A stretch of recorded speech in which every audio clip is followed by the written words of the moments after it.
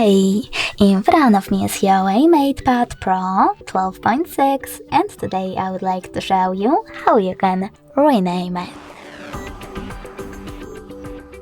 Begin with opening settings and scrolling all the way down. After that, select About Tablet. Now you need to click on Device Name section over here and type in wherever you wish to. I will go with Pumpkin. When you're ready, you can save your name by choosing OK.